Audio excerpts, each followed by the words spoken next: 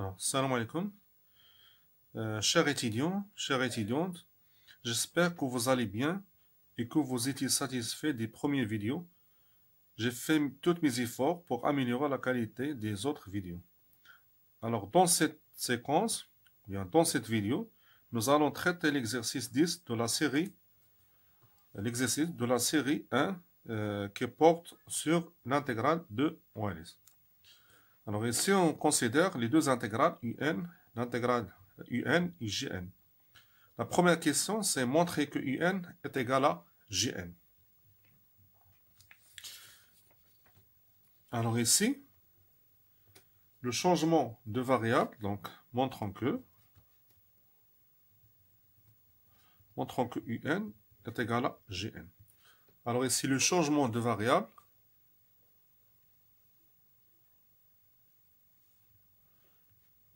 le changement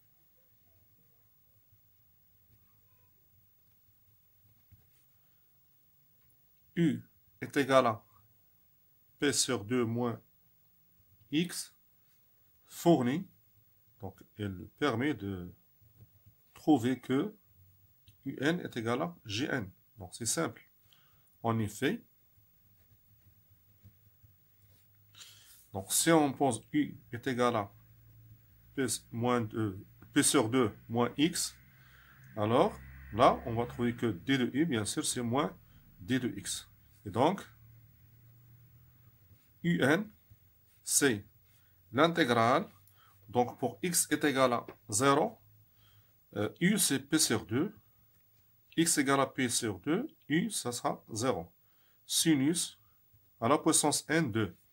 Donc, X c'est P sur 2 moins U. D'accord?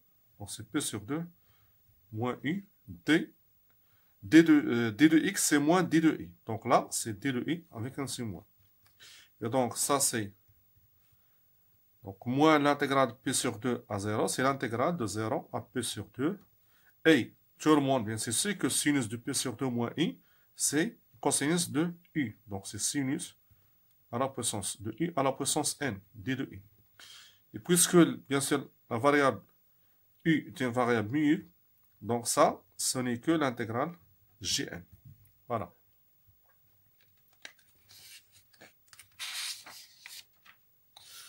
Alors, maintenant, on va essayer de montrer, ou bien d'établir une relation de récurrence entre UN et UN plus 2. Alors, pour trouver cette relation de récurrence, donc on va essayer de calculer UN plus 2 qui est égal à l'intégrale de 0 à P sur 2 sinus à la puissance N plus 2 de X d de X. Donc ici, on va essayer d'utiliser une intégration par partie. Bien sûr, vous pouvez penser à considérer comme V' est égal à 1 et U est égal à sinus N plus 2 de X. Mais cette considération, il va pas nous donner une relation de récurrence entre donnée par UN. Et donc là, la meilleure considération ici, c'est qu'on va essayer d'écrire sinus de X sous forme de sinus N plus 2 sous forme de sinus de X fois sinus N plus 1 de X d de X. D'accord? Et donc, après une intégration par partie, donc on va considérer comme V', c'est sinus de X, et U, c'est sinus N plus 1 de X. Et donc là, on va primitiver sinus et dériver sinus N plus 1. D'accord? Et donc là, la primitive de sinus, c'est moins cosinus de X. D'accord? Fois sinus de N plus 1 de X d de X. Voilà, sinus de N plus 1 de X. Plus, ou bien moins avec sin moins, c'est plus. La dérivée ici de N, de sinus de N, donc ça c'est N plus 1, d'accord? L'intégrale de cosinus de X, donc dérivée de sinus, c'est cosinus de x fois sinus n de x dx. D'accord? Plus c'est une constante.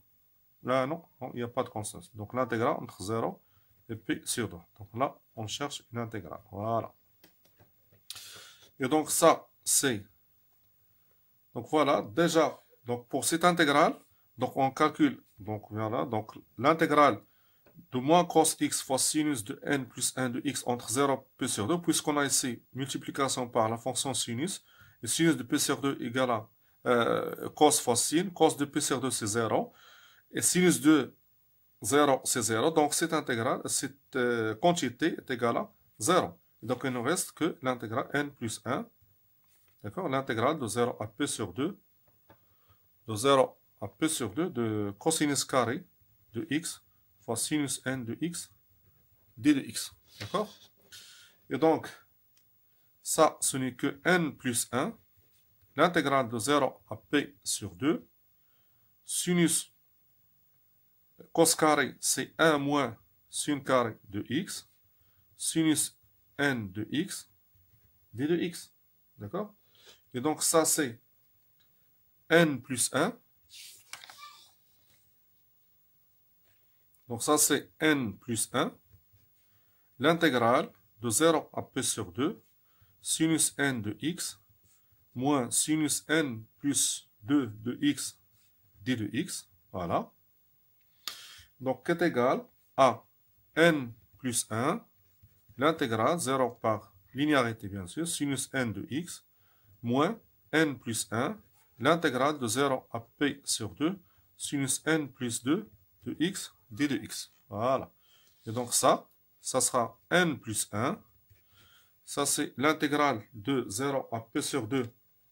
C'est exactement sinus de nx dx. C'est exactement un, moins n plus 1. Ça, c'est un plus 2. L'intégrale 0 p sur 2, sin n plus 2 x dx, c'est n plus 2. Voilà. Et voilà notre relation de récurrence. Donc, ce qui implique tout simplement que un plus 2 est égal à n plus 1, voilà, n plus 1, divisé par n plus 2 fois un plus 2. Donc, voici la relation de récurrence qu'on cherche. Alors maintenant, on va essayer de... Maintenant, on va essayer de trouver, ou bien de trouver U de... On déduire I de P et U de P plus 1. D'accord? À l'aide de cette relation de récurrence, cherchons l'expression de I de P et de U de P plus 1. Donc, pour I de P,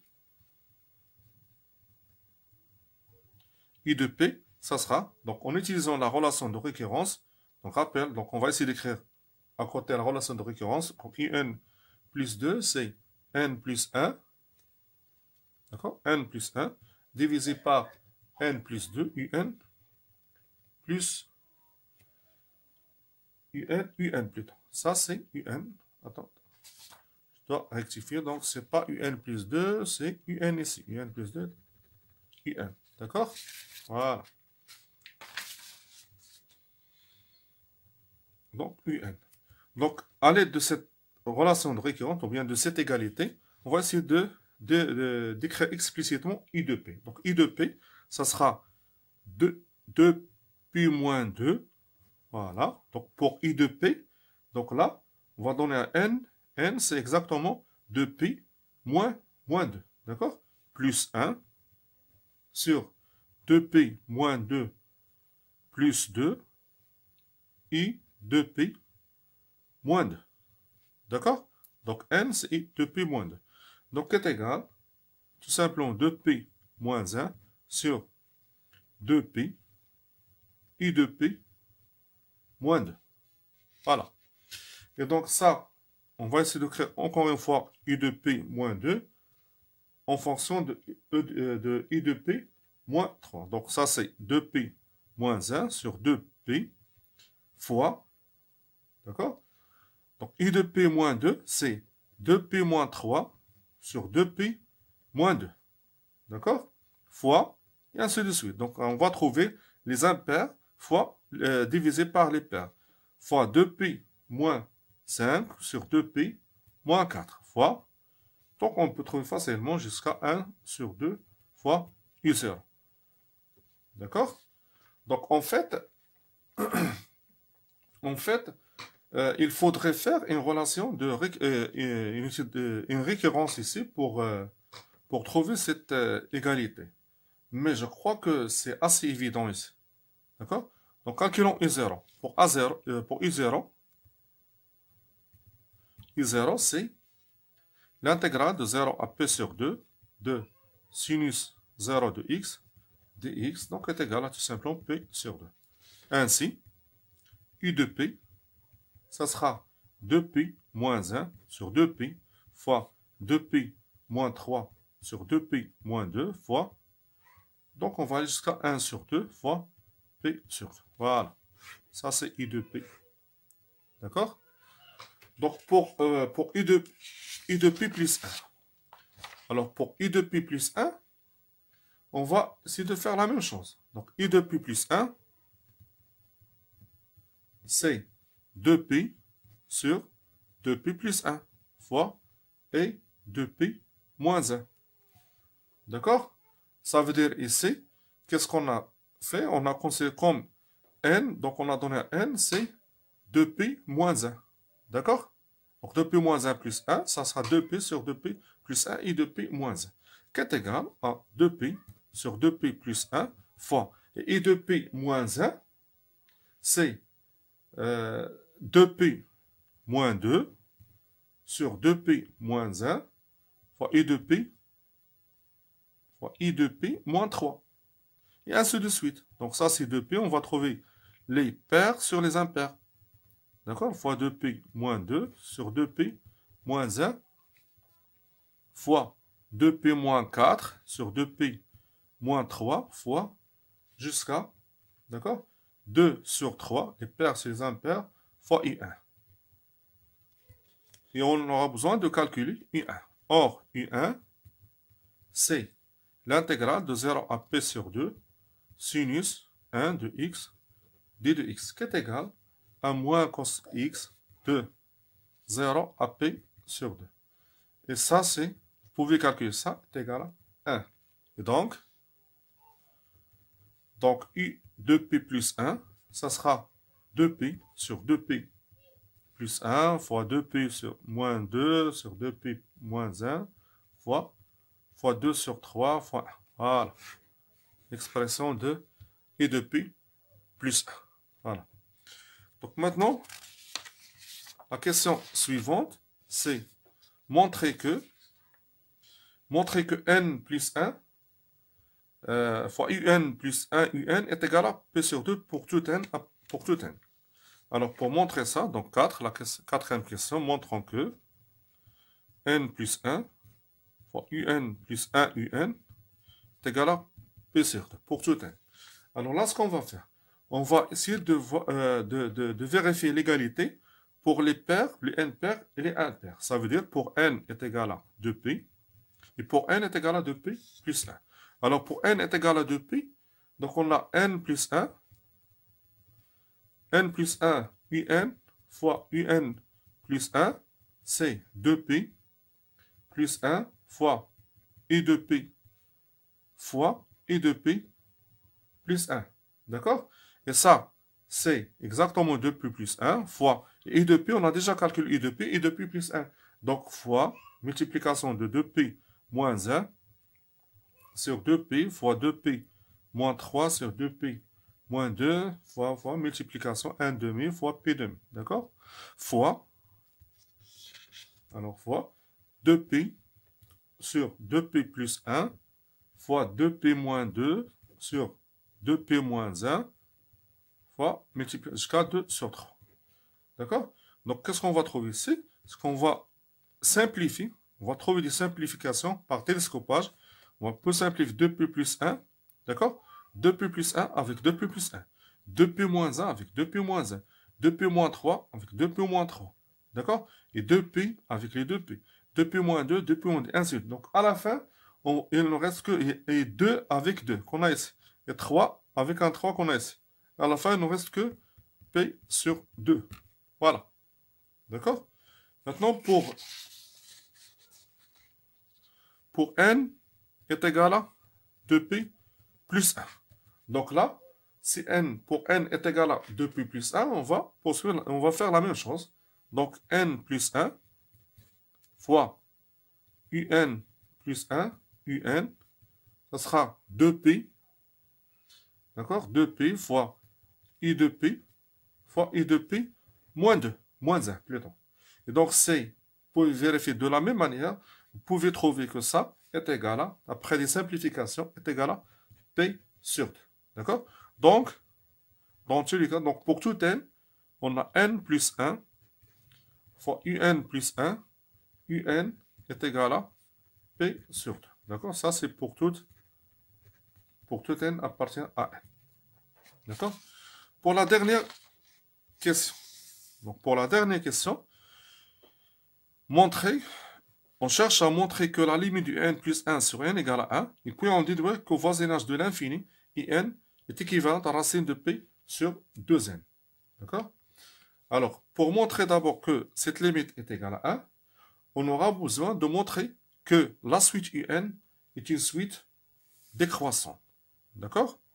Alors, montrons, car on va utiliser la décroissance de la suite un pour montrer, ou bien pour montrer que cette limite est égale à 1. Donc, montrons que la suite un est une suite décroissante. D'accord? Montrons que la suite n est une suite décroissante. Alors, donc vous pouvez montrer d'une manière simple que cette suite est une suite décroissante. D'accord? En effet, pour tout x, bien sûr, pour tout x appartient à 0, d'accord? Pour tout x appartient à 0, p sur 2. Donc qu'est-ce qu'on a? On sait que sinus de x, il est entre 0 et 1. Et donc ça implique bien sûr que sinus n plus 1 de x sera supérieur à 0 et inférieur à sinus n de x. Parce qu'on a multiplié par 1. Ici, qu'est-ce qu'on a fait? Ça, cette implication, ce qu'on a multiplié par sinus n de x. D'accord? Et sinus de x, il est positif sur cet intervalle. D'accord? Sur l'intervalle 0 plus sur 2, voilà, 0 plus sur 2, sinus est positif. D'accord? Donc, après multiplication de ces termes par sinus de n, donc on va garder l'ordre ici. D'accord? Donc, et par intégration, donc ça implique que l'intégrale de 0 à p sur 2 de sinus n plus 1 de x dx est inférieure à l'intégrale de 0 p sur 2 de sinus n de x dx. Et ça, il est supérieur strictement à 0. Cette intégrale est supérieure strictement à 0. D'accord? Ce qui implique bien sûr que un plus 1, elle est positive et elle est inférieure à un. Donc, qu'est-ce qu'on a fait? En fait, on a montré que la suite un est strictement positive et qu'elle est décroissante. Voilà. Un plus 1 est inférieur à un. Mais en plus, on a un est supérieur strictement à 0 pour tout n. D'accord? Donc, là, on a montré que la suite un est décroissante et strictement positive. D'accord? Voilà. Strictement positive. Alors, maintenant, on peut montrer, montrons d'abord que, maintenant, on peut montrer que la limite, d'accord, notre limite, montrons que limite de un plus 1 sur un est égale à 1. Voilà. Alors là, on sait que un plus 2, il est supérieur strictement à 0, inférieur par décroissance, un plus 1, et ça inférieur à un. Donc, ce qui implique que un plus 1, voilà, donc un plus 2, je remplace un plus 2 par l'expression n plus 1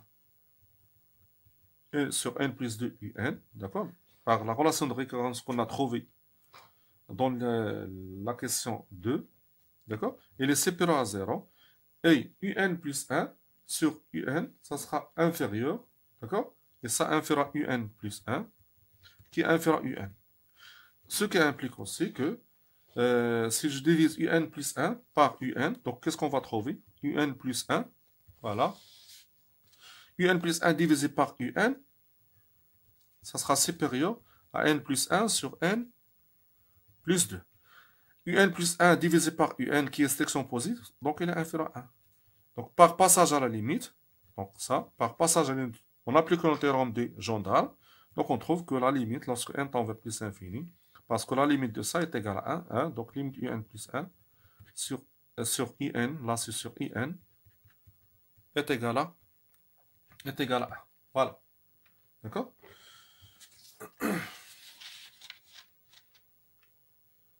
Donc ça veut dire, qu'est-ce qu'on a? Donc la limite de un plus 1 sur n égale à 1, ça veut dire que, ce qu'on a montré que, en fait, on a montré que un, donc on a montré que un, d'accord, un plus 1 est équivalente à un au voisinage de l'infini. D'accord? Donc maintenant, on déduit qu'au voisinage de l'infini, un est équivalent à racine de p sur 2n. Donc là, donc on va essayer de dire que ça équivaut à racine de p sur 2n, au voisin de l'infini. D'accord? Sachant que un plus 1 est équivalent à un. D'accord? Donc on a bien sûr déjà montré que n plus 1 fois un plus 1 fois un est égal à p sur 2. D'accord? Et on a montré aussi que n plus 1 fois un plus 1, donc, bien sûr, on a montré un plus 1 équivalent à un. Donc, un plus 1, ça équivalent à un fois, en fait, ça est n plus 1, pardon, ça c'est n plus 1, équivalent à n plus 1 fois un plus 1 équivalent à un, donc fois un. Voilà. Donc, ce qui implique que n plus 1 fois un au carré est équivalent à, voilà, n plus 1 un au carré, équivalent à ça, et ça est égal à p sur 2, donc équivalent à p sur 2 au voisinage de l'infini. D'accord? Ce qui implique aussi que un équivalent au voisinage de l'infini à la racine de p sur 2 fois n plus 1, qui est équivalente aussi à la racine de p sur 2n. Alors, n plus 1 sur n plus 1 équivalent à 1 sur 1. Et voilà. Merci pour votre attention.